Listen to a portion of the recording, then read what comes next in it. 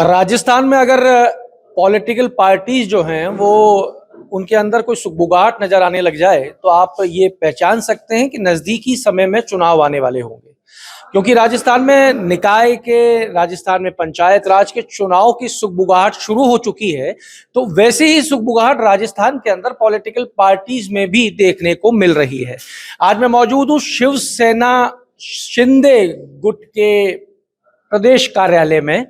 यहाँ पे आज कुछ ज्वाइनिंग्स कराई गई हैं। वो बात अलग है कि ज्वाइनिंग शिवसेना ने जरूर कराई है राजस्थान के अंदर, पर मनोज नांगली आज यहाँ मौजूद नहीं है। रितु बनावत एक बड़ा नाम है राजस्थान का, वो भी यहाँ मौजूद नहीं है। लेकिन यहाँ मौजूद हैं प्रहलाद जी।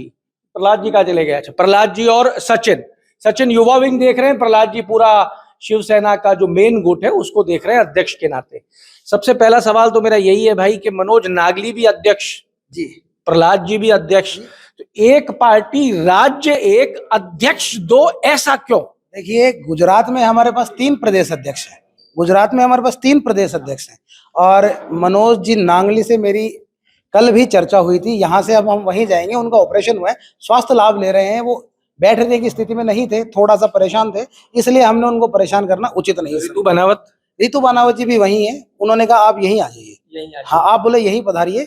मैं कोई उनके पॉलिटिकल प्रोग्राम थे, कुछ मीडिया बाइट्स थी, तो इस वजह से। बाकी हमारा कोई ऐसा है नहीं जिस बात को आप कैसा जो आप जानना चाह रहे हैं। मैं तो सिर्फ इतना जानना चाह रहा था कि आप ही के बड़े नाम, आप ही का प्रदेश कार्यालय, आप ही की पार्टी का बड़ा कार्यक्रम राजस्थान में, आप ही दम भर रहे हो कि हम आने वाले समय में राजस्थान में कुछ बदलाव करेंगे, और आप ही एकजुट नजर नहीं आ रहे हो। देखिए, ये जो आपका व्यंग्यात्मक सवाल है, मैं इसको बहुत अच्छे से समझता हूँ, पर क्या है, उनकी किसी मंत्री से मीटिंग थी किसी मुद्दे को लेकर, और मनोज जी स्वास्थ्य लाभ ले रहे हैं। जी, ये बताओ, राजस्थान के अंदर शिवसेना की बात की जाए तो शिवसेना ऐसा क्यों नजर आता है कि एक ट्रेनिंग इंस्टीट्यूट है? केवल नेता आता है, बड़ा बनता है, छोड़ के चला जाता है, पलट के वापस नहीं देखता। सिर्फ लोग इसको एक ट्रेनिंग सेंटर की तरह क्यों इस्तेमाल करते हैं? देखिए, शुरुआती दौर में जब पार्टी किसी भी जगह आती है तो ऐसा ही होता है, लेकिन शिवसेना एक मजबूत पार्टी है महाराष्ट्र में, और हिंदुस्तान में अब शिंदे साहब के नेतृत्व में शिवसेना बहुत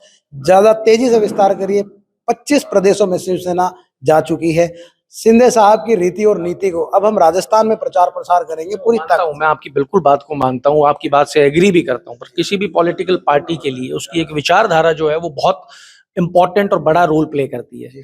पर कहीं ना कहीं जब चीजें ऐसी नजर आए कि फ्रेंचाइजी मॉडल नजर आने लग जाए किसी राजनीतिक दल का, तो वो दल कैसे ग्रो करेगा? राजस्थान में आप लोग इतने लंबे समय से मेहनत कर रहे हो, राजस्थान में आपके पास में धरातल के ऊपर अभी कोई आधार नहीं है। देखिए, शुरुआती दौर में जनाधार जो तैयार, 50 साल हो गए आपकी पार्टी को। सर, आप समझे नहीं, बाला साहब ठाकरे ने कभी बाहर चुनाव लड़ा ही नहीं ना भाई। वो उनका कमिटमेंट था, महाराष्ट्र में शिवसेना, राष्ट्र में भाजपा, ऐसा उनका कमिटमेंट जो हमने सुना है। अब शिंदे साहब के नेतृत्व में पूरे हिंदुस्तान में शिवसेना चुनाव लड़ने की तैयारी कर रही है, और हम शिंदे साहब के साथ कंधे से कंधा मिलाकर मजबूती से राजस्थान को इस कड़ी में जोड़ेंगे। हर प्रदेश में, यहाँ 2 प्रदेश अध्यक्ष, गुजरात में 3 है, उत्तर प्रदेश में भी 3 है, बड़े राज्य हैं। बड़े दो क्यों हैं? क्या जिले बांटे हुए हैं? किस तरीके से 2 प्रदेश अध्यक्ष हैं? जी, जिले भी बांटे हुए हैं, लेकिन वर्कलोड भी बांटा हुआ है।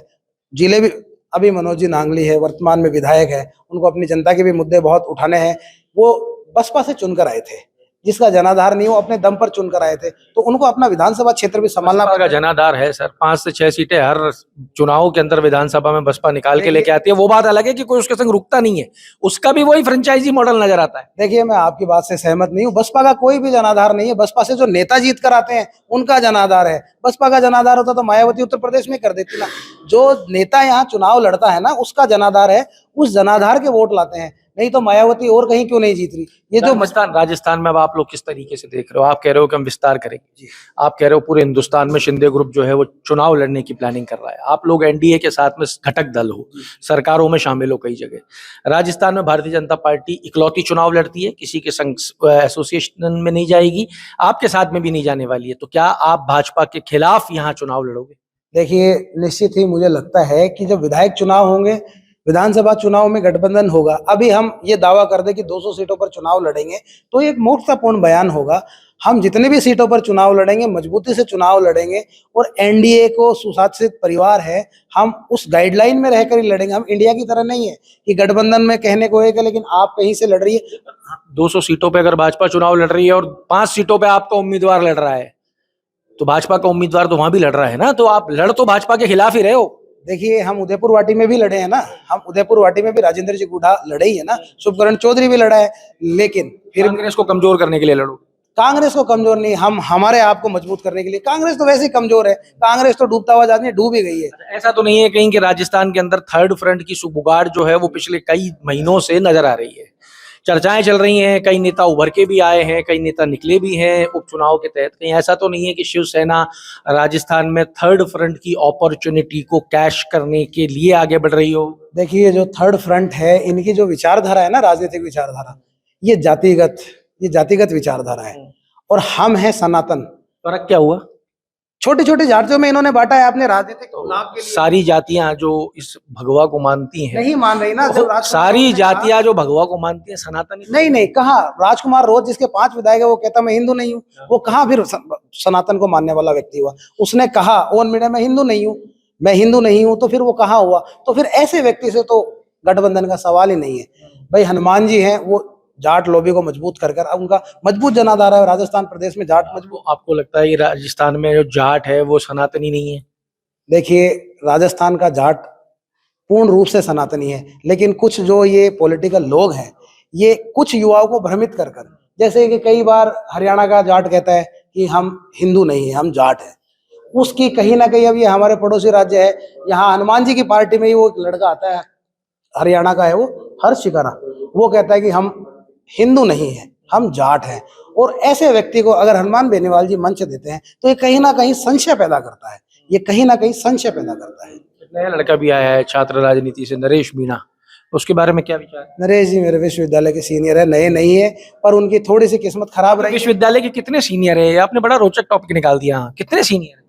विश्वविद्यालय के तो अभी तो काफी हैं कि आपके सामने पढ़ रहे थे, नेताओं को नेता बना रहे थे। देखिए, हम जिस सर्कल में थे, मैं, मनीष यादव, मुकेश बाकर, नरेश जी तो हमारे सीनियर हैं, तो राजेश मीणा, निर्मल हो गया, निर्मल तो बहुत जूनियर, निर्मल तो अभिमन्यु पूनिया वाला, वो अभिमन्यु का एनरोलमेंट मेरे सामने का है। अभिमन्यु जब गंगानगर से में बैठकर बुलेट लेकर आया था, तब से तो ये तो क्या है, इनकी विचारधारा कांग्रेस में कैंडिडेट नहीं है चुनाव लड़ने के लिए। अच्छा, आप ये बता दो कि जब इतने सारे दोस्त जो हैं, साथी जो हैं, सहपाठी जो हैं यूनिवर्सिटी के, सब विधानसभा का रुख कर चुके हैं, तो सचिन का मन भी जागृत हो गया कि वे विधानसभा की तरफ चला जाए, तो शिवसेना एक अच्छा रास्ता हो सकता है? नहीं, सिर्फ समाज सेवा। ये इतने लोग हैं विधानसभा में, कोई भला यही करवा देंगे? मैं सिर्फ समाज सेवा, मेरा विधानसभा में जाने का कोई मूड नहीं है, सिर्फ सनातन की सेवा ही मूड है। क्या सेवा करोगे सनातन की? भाजपा की सरकार है, पूरे सनातन की बातें करते हैं, धर्म विरोधी, धर्मांतरण विरोधी बिल लेके आ गए, उसके बावजूद कोटा के अंदर भाषण दिए जा रहे हैं, प्रेयर में बुलाया जा रहा है, सरकार को राक्षस कहा जा रहा है, और पता नहीं क्या क्या चल रहा है, कार्रवाई कुछ नहीं हो रही। देखिए, पहला मुकदमा दर्ज हुआ है, अब आप ऐसे देखिए कि प्रदेश में थाने तो है ही ना, फिर भी अपराध लगातार हो रहे हैं। एसएचओ भी है, एसपी भी है, डीजीपी भी है, अपराध तो लगातार ही हो रहे हैं ना। तो इनका इलाज करने के लिए तो पुलिस है, तो ऐसे राक्षसों का इलाज करने के लिए शिवसेना तत्पर है। कैसे इलाज करेगी शिवसेना? शिवसेना इनको कानून के उस छोर तक लेकर जाएगी जहां सिर्फ रास्ता जेल पर खत्म होता है। लाठी भाटे से इलाज नहीं करेगी, कानूनी तरीके से इलाज करेगी। शिवसेना कब से कानून के साथ चलने लग गई? सरकार भाजपा की इसलिए? नहीं, ऐसा नहीं है। देखिए, जब महाराष्ट्र में शिवसेना का उत्थान हुआ, उस समय खून खराबा अंडरवर्ल्ड, तो उनका सामना करने के लिए थोड़ा सा तो एग्रेसिव होना पड़ता, लेकिन यहाँ शांति का राज है, इसलिए हम कानून से मिलकर इनको अंतिम छोर जो जेल है वहां पहुंचाएंगे, और इनको बताएंगे कि ये राक्षस सरकार नहीं है, ये राम रूपी सरकार है। कितनी टीम खड़ी हो गई भी राजस्थान? अभी 25,000 हमारे पास फॉर्म फिल हो चुका, ऑन बोर्ड 25,000 फिल हो चुका है, और अभी हम जनवरी तक इसको 1 लाख ले जाने के 1 लाख ले जाओ। हाँ, 1 लाख तक लेके जाएंगे। 8 करोड़ की आबादी है, आगे का टारगेट क्या है?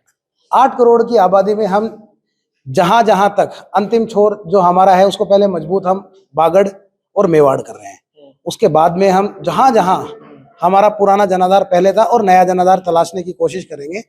और हर पार्टी, देखिए जैन सिंह जी ने भी अपनी पार्टी का विस्तार किया, वो भी तो एनडीए का पार्ट है।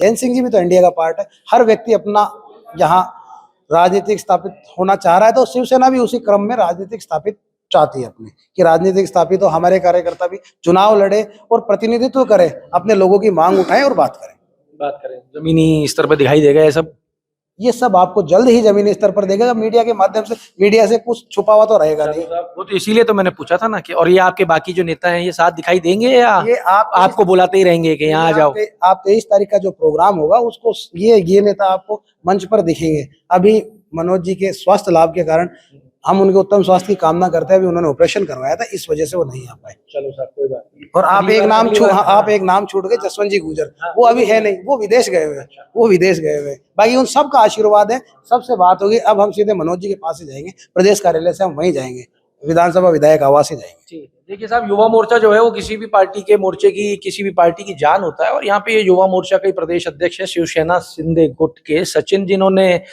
पार्टी के अंदर चाहे चीजें कुछ भी नजर आ रही हों, पर इन्होंने बड़ी खूबसूरती के साथ में तस्वीर को अच्छा बनाने का प्रयास किया है। इनका दावा है 25,000 लोग हो चुके हैं राजस्थान में, 1 लाख ये जनवरी तक लेके जाएंगे और उसके बाद में आगे की प्लानिंग करेंगे। राजस्थान में चुनाव हो सकता है कि चुनाव पार्टी कई सीटों के ऊपर लड़े, भाजपा के साथ में चर्चा की जाएगी, बात की जाएगी। पर जैसा कि मैंने शुरुआत में कहा था, शिवसेना आज तक राजस्थान में एक इंस्टीट्यूशन की तरह नजर आई है। अब आने वाले समय में शिवसेना एक पार्टी बन के उभर पाएगी या एक अभी भी इंस्टीट्यूट रह जाएगी, जहां नेता आएंगे, शिवसेना प्लेटफॉर्म देगी, शिवसेना के मंच से वो विधानसभा या निकाय जहां जाना है वह पहुंचेंगे और शिवसेना फिर एक बार नए नेता की तरफ या नए नेता की खोज में लग जाएगी।